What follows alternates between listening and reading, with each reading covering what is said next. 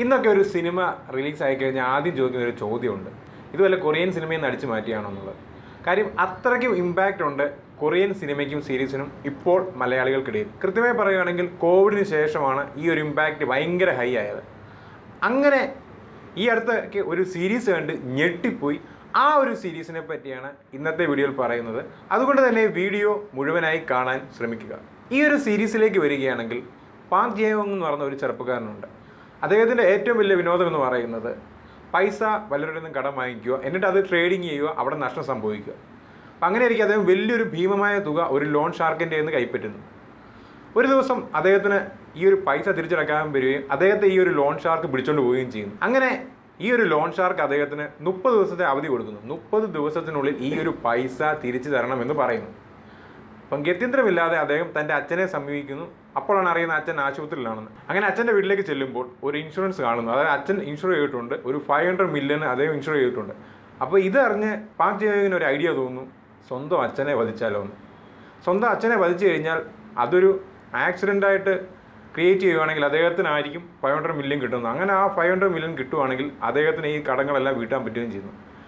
അങ്ങനെ അദ്ദേഹം ഒരു വാടക കൊലയാളിയെ സമീപിക്കുന്നു. തുടർന്നുണ്ടാകുന്ന സംഭവങ്ങളാണ് കർമ്മ എന്ന് പറയുന്ന ഈ ഒരു സീരീസിൽ പറയുന്നത്. ഒറ്റ വാക്കിൽ തോന്നുമ്പോൾ നമുക്ക് ഇത് ഇത്രയേ ഉള്ളൂ കഥ എന്ന് തോന്നുമെങ്കിലും പക്ഷേ ഇതിൻ്റെ കഥയുടെ രീതിയാണ് ഏറ്റവും വലിയ ഹൈലൈറ്റ് എന്ന് പറയുന്നത്. അതായത് ഇവിടെ പാക് ജെയോങ്ങിൻ്റെ കഥ പറഞ്ഞു പോകുന്ന കഥ പലരുടെയും കഥകളിൽ കൂടെ പോയി അത് കണക്ട് ചെയ്ത് വരുന്നത്. ശരിക്കും ആ ഒരു പേരിനോട് ഏറ്റവും സ്യൂട്ടായ ഒരു സീരീസാണ് ഈ കർമ്മ എന്ന് പറയുന്നത്. അതായത് കർമ്മയുണ്ട്, കർമ്മത്തിന് ഫലമുണ്ട് എന്ന് പറയുന്നത്. അതായത് ഒരാൾ ചെയ്യുന്ന കർമ്മത്തിന് ഫലം അയാൾക്ക് കിട്ടുക തന്നെ ചെയ്യും. അതെങ്ങനെ കറങ്ങി വരുന്നു എന്നൊരു ബൂമറാങ് പോലെ, കർമ്മ ഈസ് ബൂമറാങ് എന്ന് പറയുന്ന പോലെ ആ ഒരു ടൈപ്പ് ഓഫ് രീതിയിലാണ് ഈ കർമ്മ എന്ന് പറഞ്ഞ സീരീസ് ഇവിടെ പ്രസൻറ്റ് ചെയ്തിരിക്കുന്നത്. അതിൻ്റെ ഏറ്റവും വലിയ ഹൈലൈറ്റ് എന്ന് പറഞ്ഞാൽ ഇതിലെ കഥാപാത്രങ്ങളുടെ ഗംഭീര പെർഫോമൻസും അതുപോലെ തന്നെ ഡീപ്പ് റൂട്ടഡ് ആയിട്ടുള്ള സ്റ്റോറിയുമാണ്. എന്നത്തെയും പോലെ തന്നെ കൊറിയൻ സീരീസ് വിസ്മയമാണ്, നമുക്കറിയാം. ഈ ഒരു കർമ്മ എന്ന് പറഞ്ഞ സീരീസ് അതിവിസ്മയമാണ്.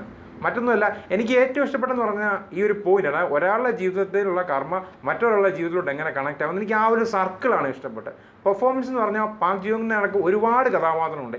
എല്ലാ കഥാപാത്രങ്ങളും ഒന്നിനൊന്ന് മെച്ചമാണ്, ഞെട്ടിച്ചിരിക്കുന്നതാണ്. ഇതിലെ വില്ലൻ കഥാപാത്രം എന്ന് പറഞ്ഞു കഴിഞ്ഞാൽ എല്ലാവർക്കും ഒരു ഗ്രേ ഷെയ്ഡ് ഉണ്ട്. അതാണ് ഈ ഒരു സീരീസിൻ്റെ ഏറ്റവും വലിയ ഹൈലൈറ്റ് എന്ന് പറയുന്നത്. മൊത്തത്തിൽ പറഞ്ഞാൽ ഈ വർഷം ഞെട്ടിച്ച 3ാമത്തെ സീരീസാണ് ഞാൻ ഈ പറഞ്ഞു വന്നത്. ഈ ഒരു സീരീസിൻ്റെ പേരെന്ന് പറയുന്നത് കർമ്മ എന്നാണ്. ഈ സീരീസ് നെറ്റ്ഫ്ലിക്സിലാണ് സ്ട്രീം ചെയ്യുന്നത്.